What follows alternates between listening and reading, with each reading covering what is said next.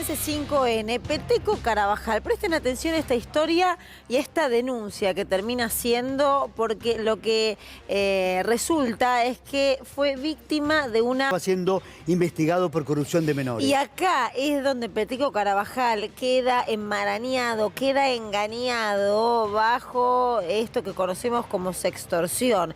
Repetimos, él empieza a charlar con aparentemente una chica, le pasa a mucha gente que se contacta a través de redes sociales, quien consideraba mayor de edad, empiezan a tomar confianza, fue a través de la red social Facebook, empiezan a conversar, a conocerse y ella le empieza a mandar fotos. Hasta ahí nada para preocuparse, pero cuando recibe el llamado de la policía, cuando recibe una llamada que le dicen que es una brigada de ciberdelitos de la policía bonaerense, que le describe todo lo ocurrido, todo el detalle de lo que había pasado, le dice: está siendo investigado por corrupción de menores. Esta es la información que se brinda y ahí es cuando el presunto policía le hace una propuesta a la víctima. Le pidió que le deposite por una suma total de 100.000 pesos a una cuenta bancaria a nombre de una mujer llamada Malena Soledad Bustamante, para así dejar de ser investigado por el hecho. Lo quieren estafar, lo quieren extorsionar. Tenemos información tuya, estás hablando, te estás enviando mensajes, te estás enviando fotos con una menor de edad, nosotros sabemos todos, depositarnos la plata y todo queda en la nada. Detrás del teléfono no había ninguna brigada policial, al contrario, había un delincuente. Vamos a conversar con Marina Benítez Demnesco. Ella es abogada, especialista en derecho informático. Marina, gracias por estar del otro lado. Estamos con Luciana. Soy Adrián. Buenas tardes. ¿Qué tal? Buenas tardes a los dos. ¿Cómo están? Marina, ¿pronunció bien su apellido?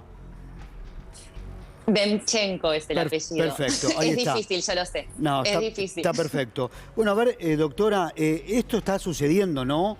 En el último tiempo estamos sabiendo de casos de personas que son completamente engañadas.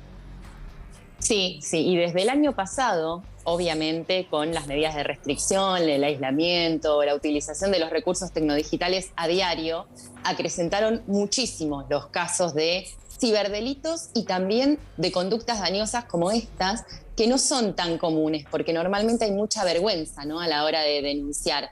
Pero sí es cierto que cada día son más y tienen cada vez más complejidad también.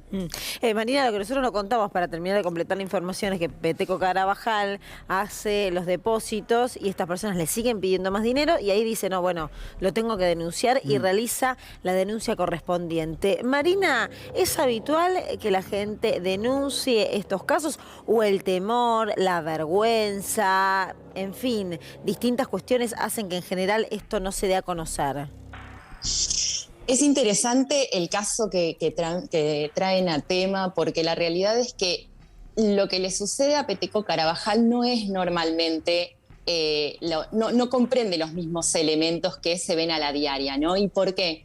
Bien lo narraban recién, estaba escuchando atenta, porque quien se comunica en primera instancia con la víctima le dice que es parte de las fuerzas de los agentes que investigan ciberdelitos, ¿no? Acá hay un elemento fundamental para que el caso encuadre en lo que prevé la normativa del Código Penal, y es simular autoridad pública.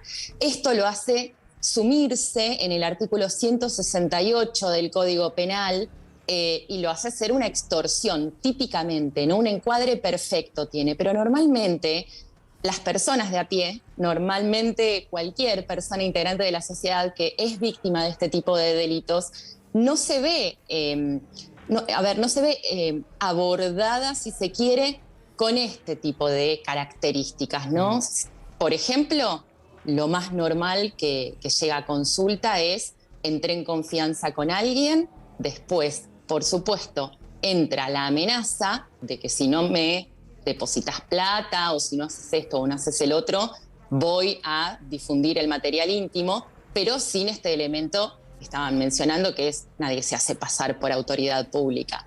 El caso de Peteco, repito, es típico en cuanto a la extorsión como concepto, pero hay un montón de otros casos que a veces quedan un poco fuera de la ley, y ahí es donde nos vemos mucho más dificultados llevarlo a la autoridad pública, con denunciarlo. Por eso también hay ahí como un obstáculo de por qué no se llevan normalmente a una fiscalía o una comisaría. Además de la vergüenza, por supuesto, ¿no? Ahora, doctora, antes de preguntarle, ¿no?, la prevención que uno tiene que tener para no caer en este engaño, mi pregunta apunta a las características de la banda, porque tengo entendido que estas personas que engañaron a Peteco Carvajal salieron esos llamados, o la banda estaba compuesta por presos de la unidad penitenciaria de Ituzaingó.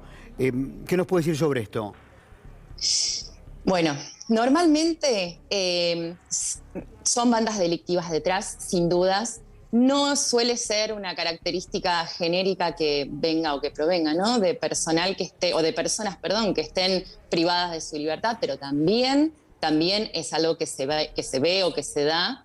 Y bueno, hay una controversia o un debate todavía pendiente que tiene que ver con el acceso de las personas privadas de su libertad a este tipo de recursos, ¿no? No estamos hablando acá de la incomunicación total, pero sí, por ejemplo, las redes sociales, que es donde se empieza toda esta investigación de los perfiles a los cuales se va a terminar atacando.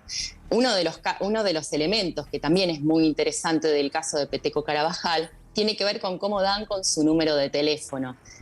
Es algo para resaltar que normalmente las personas que somos usuarias de redes sociales o de recursos digitales cualquiera, tenemos información privada volcada para mí, por ejemplo, crearnos el perfil que no necesariamente está configurada con una privacidad adecuada. Entonces es muy fácil acceder a todo el resto de la información para crear o generar la investigación previa y después también utilizar eso para amedrentar o para apretar o para apurar a las víctimas a que hagan lo que se les indica.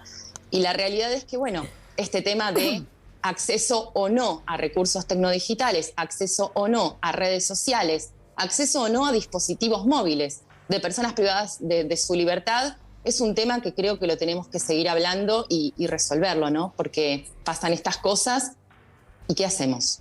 Si en definitiva la banda delictiva ya tiene una condena encima por la cual debería después sumársele una denuncia que tiene efecto, no tiene efecto, ¿a dónde nos lleva?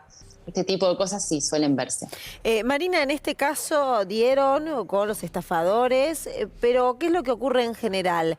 ¿Es difícil, es muy dificultoso poder dar con las personas que arman toda esta historia, que detectan un perfil, que extorsionan y que terminan realmente generando un momento para Peteco espantoso? Pero reiteramos, cuando se dio cuenta, después de hecho de haber hecho los depósitos, de que no iban a frenar hasta sacarle todo lo que tenían, es que termina siendo la denuncia. En general, ¿se da con los delincuentes?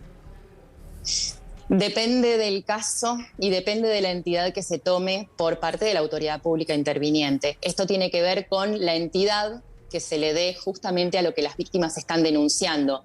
En casos como el de Peteco, que estamos acá hablando de una extorsión, es un delito que es contra la propiedad, uno de los que también, simulando autoridad pública, repito, con estos elementos, lo hacen pasible de una pena bastante elevada, estamos hablando de 5 a 10 años de reclusión o prisión. En estos casos sí suelen arbitrarse investigaciones penales correspondientes y consecuentes que llevan a, por ejemplo, pedir a las plataformas informes de cuáles son esas cuentas, dónde se han logueado, para poder individualizar a las personas detrás, ¿no?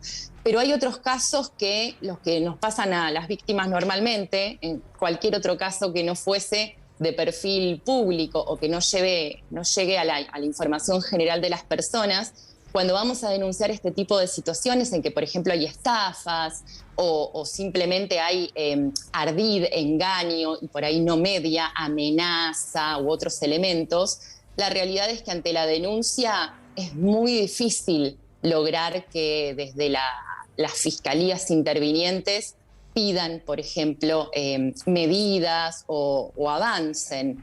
Esto hace que después de la denuncia los expedientes se archiven, que queden en la nada. Y por eso también tenemos que en realidad diferenciar si es difícil llegar a la autoría, a las personas que están detrás de este tipo de delitos, ahora, doctora, o si en realidad tiene que ver con que no le dan la entidad y la cabida suficiente para abordar el caso que la víctima lleva, ¿no? Comparto un dato con usted de la Asociación Argentina de Lucha contra el Cibercrimen. En el 2016 se registraron 49 hechos y atención, porque el año pasado hubo 151 denuncias en todo el país, lo que significa un incremento del 208% de este tipo de delitos, que es un poco lo que usted nos adelantaba en la primera respuesta. Ahora, ¿cómo se previene esto? ¿Cómo no caer en el engaño? Sí, absolutamente. El tema, más allá de esto, ¿no? Extorsiones o situaciones que por ahí tienen otra complejidad, las estafas virtuales creo que fueron las protagonistas de 2020 y siguen siendo aún 2021, durante este año en curso. Las estafas virtuales de las formas más simples incluso, no mediando, por ejemplo, investigación previa o alguna suerte de ingeniería social. Realmente se logra captar, si se quiere, a las víctimas con formas muy simples. Seguramente lo han escuchado varias veces, casos de phishing, haciéndose pasar por privado, ¿no? A través de las redes sociales o a través de mails por otras personas o por empresas pidiendo datos, accediendo luego a las cuentas de redes sociales de las víctimas con mucha facilidad.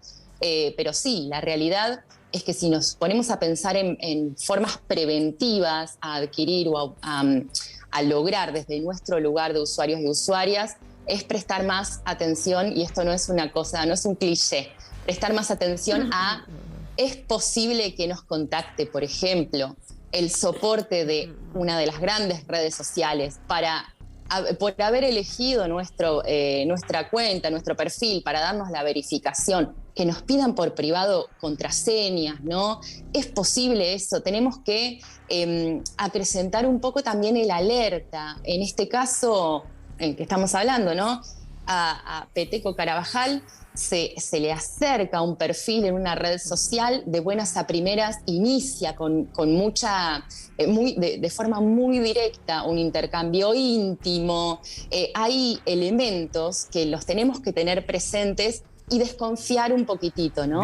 Esto también habla de poder investigar un poco antes de entrar en este juego, la cuenta del otro lado, no solamente cantidad de seguidores, porque hay perfiles que realmente están muy bien hechos, pero sí cuál es su actividad, si es regular o no, y principalmente no dar nunca información, en este caso fotografías íntimas, si no tenemos realmente la tranquilidad de que del otro lado hay una persona que tiene intenciones similares a las nuestras, al menos. Marina, gracias por la información que nos brindaste y la explicación. No, por favor. Muchas gracias a ustedes. Buenas tardes.